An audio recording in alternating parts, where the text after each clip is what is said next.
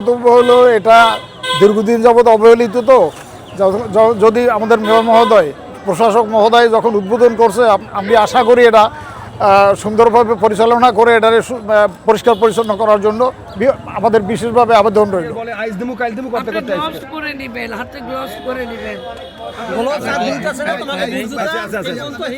আচ্ছা, সব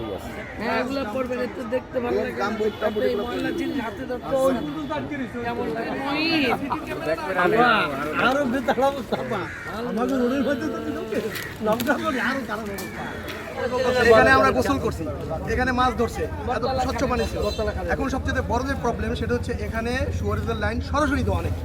এই যে আপনি দেখবেন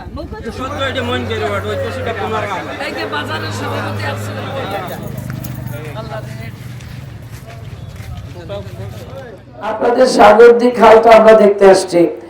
যেই খালটা আমাদের এক ভাই বললেন এখানে বসে যে এই এলাকার এই অঞ্চলে কি বলেছিলেন, হৃৎপিণ্ড। এই খাল, যে খালটা সাগরদী খাল, আমরা একদম ওই মাথাটা দেখে আসছি, চৌমাথা থেকে যেটা শুরু, সেই জায়গা, ওই জায়গাটাই কিন্তু মূল।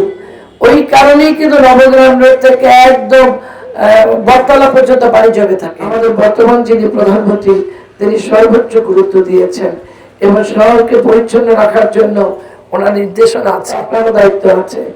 তো ওনারা কথা দিয়েছেন আমাদের 14 সভাপতির কাছে সামনে এবং বাজার কমিটির সভাপতিকে, যে আমরা কালকে থেকে আমরা সিটি কর্পোরেশন থেকে ব্যাগ দিই তাদেরকে, ময়লাগুলোকে ব্যাগে রাখার জন্য।